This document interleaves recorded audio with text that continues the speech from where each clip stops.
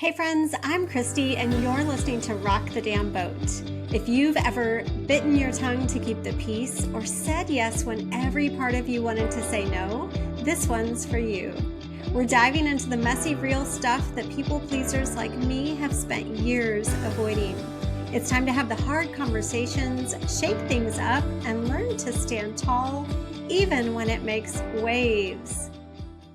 Okay, friends, I didn't really get camera ready today. I wanted to hop on hot off the press with the results of the diagnostics that I talked about in last week's Sunday Shortie. And if you listened to that episode, then you know that I drove to Fort Worth from our tiny little town of Walnut Springs and took a full workup. I have shared that menopause and the hormonal changes that are happening in my body seem to exacerbate symptoms that resembled ADHD, at least from what I was seeing out in social media. I appreciate that women my age are talking more and more about ADHD and menopause. And both of those things we can be very out loud about, just like I am, because there's no shame. You learn that you're not alone. I was very interested in learning exactly what was going on with me because early in my teens, 20s, 30s, I was diagnosed with clinical depression. I took antidepressants for years, did talk therapy, group therapy, various forms of managing my depression symptoms. Now, I did have one doctor tell me, one out of the multiple doctors that I saw, that, hey, you might want to think about your alcohol use because alcohol is a depressant and it is not doing you any favors. Did I listen to him? No. But now in hindsight, I'm thinking, okay, he was right, because when I stopped drinking 7.5 years ago, almost 8 years ago now, my symptoms completely shifted. And I was no longer depressed all the time. I didn't cry all the time. I wasn't hopeless. I actually became very hopeful and started doing all of these amazing side projects and passion projects at the time.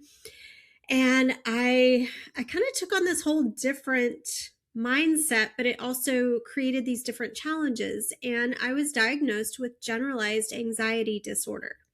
And with both of these, I had always gone to, a family practice doctor, GP, to diagnose me with GAD, generalized anxiety disorder. And I switched to a medication that was better suited for that.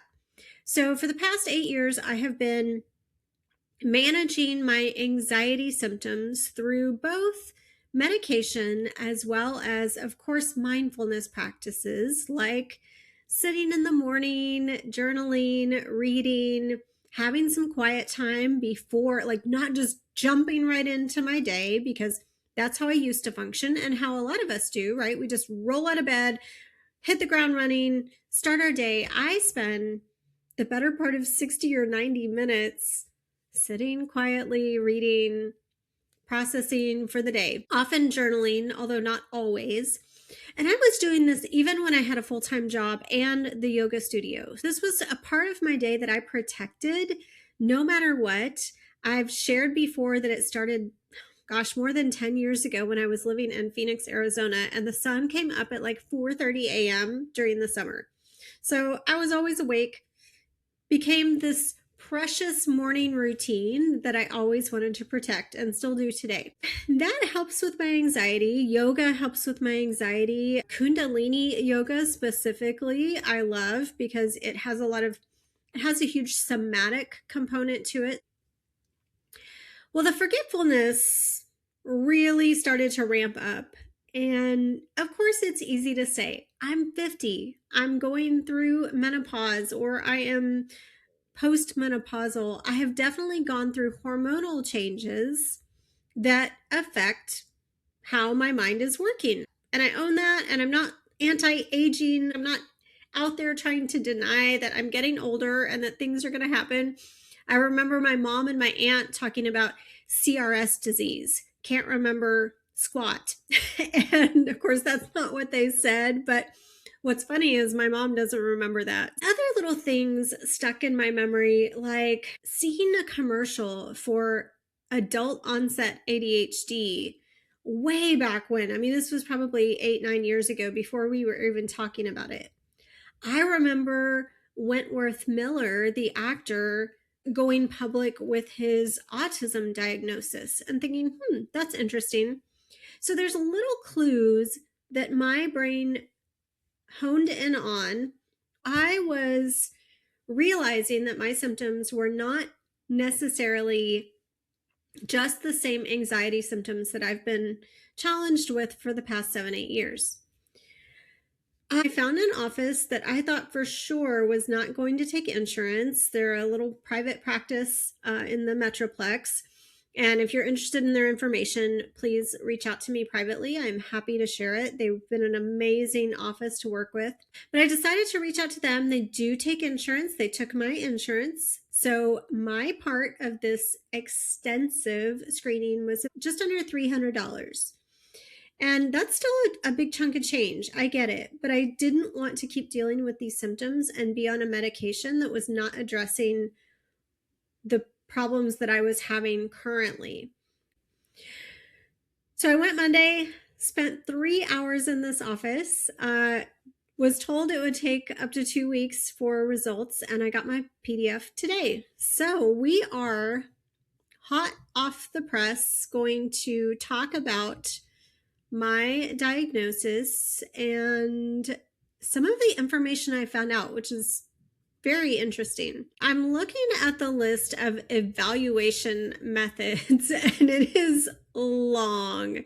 There are probably 35 different screenings and includes the observation and the interview. I interviewed with the doctor for about an hour. 2 hours of screening that was everything from matching the next logical pattern to naming off all of the fruits and vegetables that I could think of, to hearing a story and having to recite the story back to the person who was giving me the test.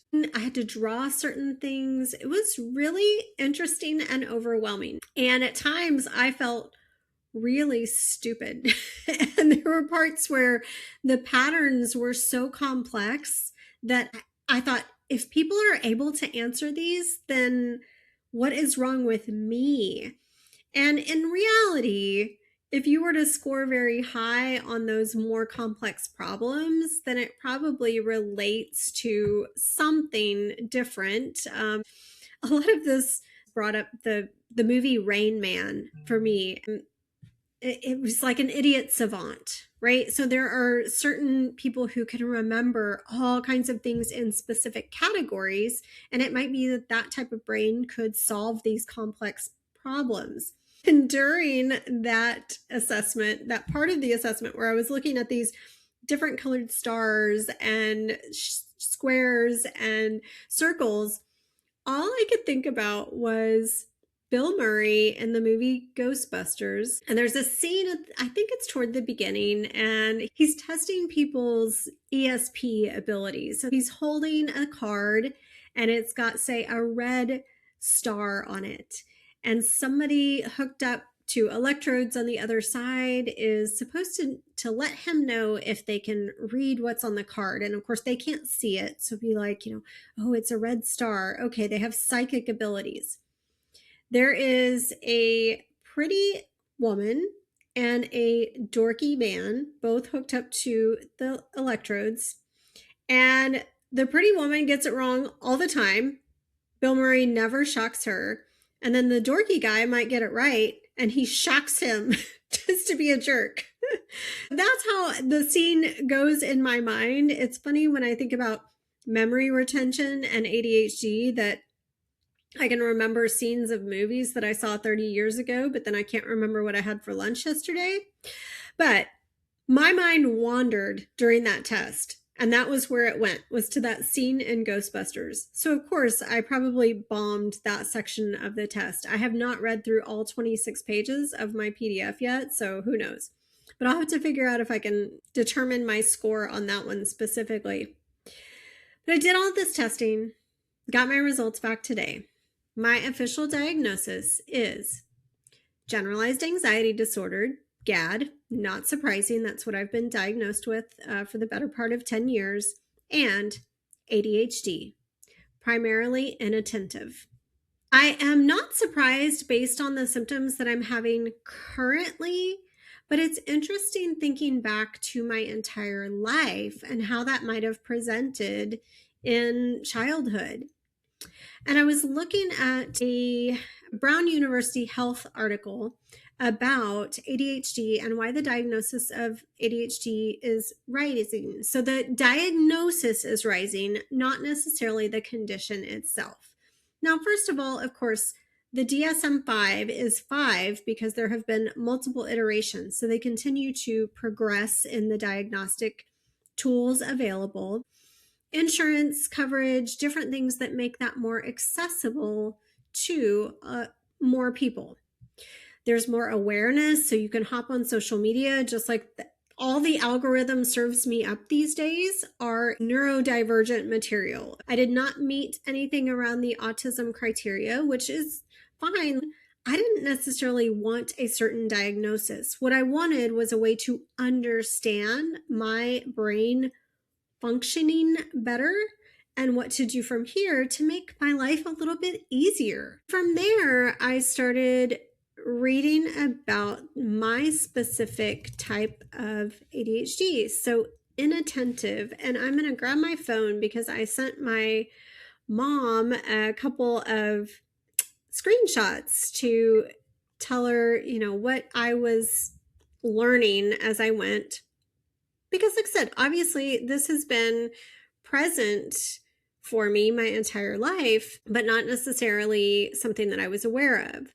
With predominantly inattentive ADHD, that would have been considered ADD pre-1994. So again, they've changed the diagnostics, the terminology, everything. Children with this type of ADHD often seem off in their own world. Definitely, I was daydreaming. I was writing poetry. I was lost in books all the time. It says that girls are more likely to have this type, which means it's often missed or misdiagnosed. Many parents describe these children as sweet but scattered. So I asked my mom, was I sweet but scattered? And she said, yes, I would describe you that way. Kids with inattentive ADHD tend to be more quietly anxious or self-critical, as opposed to kids with hyperactivity type, which be external acting out. So quietly anxious or self-critical. I was very critical of myself. I journaled in my teens that I'm just not worth it. My mom said she would try so hard to encourage me, but I didn't want to hear what they had to say. I did not believe my parents when they said they were proud of me or when they complimented me. It was more important for my peers to be accepting of me, and I discounted everything my parents said, despite their desire to be very supportive and loving. So I was very self-critical. That has carried with it. Like when I think about that, I just thought it was a personality trait, that I did not give myself credit where credit is due, that I was a perfectionist. And I'm not saying that those qualities aren't there, those perfectionist tendencies, but now I know that they are driven by wiring in my brain. It says, with understanding and support, most kids with ADHD thrive. They're often creative, energetic, and big picture thinkers once their environment fits their brain. So, that's what I'm here to do, is to figure out ways to operate that fit my wiring. The great thing about this assessment is towards the end, it gave a ton of tips, and I'll also be meeting with a doctor to continue to work through, what all I've learned. But it talked about using ChatGPT to organize tasks, to dictate my entire unfiltered stream of consciousness, including worries, to-do, and creative ideas, and ask it to extract only the top 3 priorities for the day based on energy levels and deadlines. Little did I know that this was ADHD related. I have already been doing this. And I think part of it is that I told ChatGPT that I suspected I had ADHD. So she has framed a lot of her results back to me in ways that are ADHD friendly. It talks about verbalizing things, because my biggest source of shame is all of the things that I forget throughout the day. So I will take out the trash and I leave the trash bin open without putting a liner in it. I'll walk off and leave the can of dog food on the counter. I will start laundry and go back and find it the next day, still in the washer and with a little bit of a mildew smell. Those are things that I can continue to work on how to stay in the moment. And one of the things that it suggested was saying, I am starting laundry out loud, saying, I am putting the clothes from the washer into the dryer out loud. I was telling my friend that it gives a little bit of Silence of the Lambs vibes, but if I have to put the lotion in the basket to remember that the lotion is in the basket, that is what I will do. So we'll see how all of this goes. It's exciting because it's affirmation that I am not falling down on the job. Because one of the things, and I'm looking right at it here, it says, currently, Christy's intelligence allows her to hold many spinning plates at once, but this mental juggling act fuels anxiety and drains the energy needed for execution. I love being a creator of ideas, and I love seeing things through, like yoga studio ownership, like being able to manage that for 2 years and then being able to organize the festival on top of it. Those are huge feats. And I'm proud of that. I'm proud of 8 years of sobriety. There are things that I have had a lot of tenacity with in my life.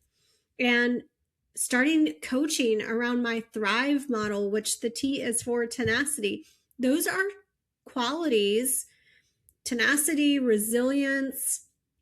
Those are things that I have worked on. And so now I know that, yes, I can excel at certain activities, certain ways of doing things. I just have to sort of filter out the other junk. I tend to fill my mind with a lot of different ideas. Not every idea that comes to my mind is a good one. Not every idea needs to be executed. Not every idea needs my attention right at that moment. And so that's really the piece of it that I want to start working on first, is what do I need to prioritize and what else can fall away? Because one of the things that I've learned, both from talking to other people with ADHD and from some of this information that I'm reading, your brain sort of stays on all the time, processing things in the background. So it is just like me trying to participate in a test right on an iPad right in front of me to figure out what shapes mean in these certain patterns, and thinking about a scene from Ghostbusters. So my brain is going into completely different directions at the same time. I am excited to learn more about this. I will not talk ad nauseum about this diagnosis on this podcast, but I do think that as Gen X women start to hit menopause and our brains start to change dramatically because of the hormone changes and the hormone shifts, that we are going to see this become more and more prevalent, that now we have the tools to go get diagnosed, to understand what's going on with our brain chemistry that is creating this really volatile combination with our hormones. It's like our brain and our endocrine system are sort of at odds with each other at this phase of life. How can we take that clash out of it and learn to just operate in a different way?